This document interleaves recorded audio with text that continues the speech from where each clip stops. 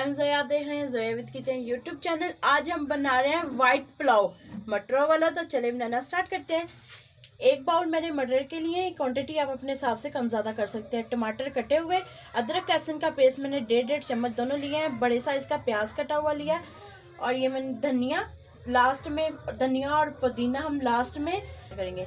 1 tablespoon लाल मिर्चों का powder, 1 tablespoon जीरा साबुत, और ये गरम खड़े मसाले हैं, 3 बड़ी इलायची, लौंग और काली मिर्चें, और ये नमक 1 टेबलस्पून।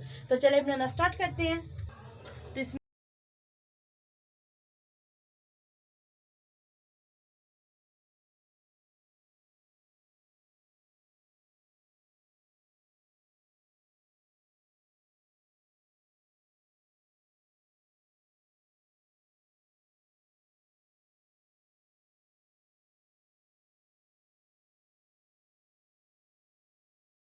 प्याजों को हमने ज़्यादा नहीं फ्राई करना।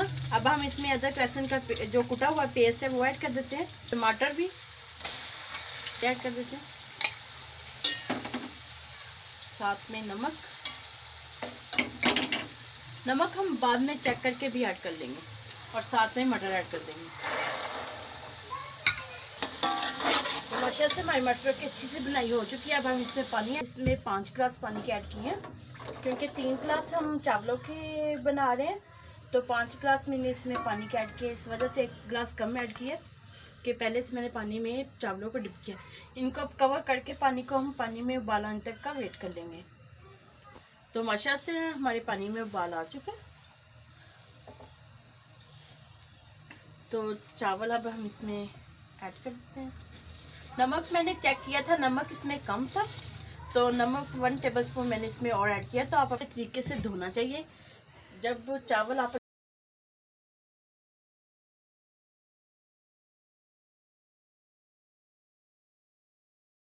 इस टाइम पे इसमें पुदीना ऐड कर देंगे,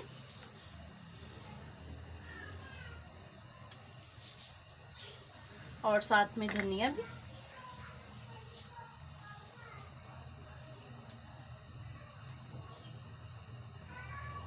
तो दोबारा से इसे कवर करके हम चावलों में से पानी ख़त्म होने का इंतज़ार करते हैं। तो माशा से चावलों में से पानी खुश्क हो चुका है।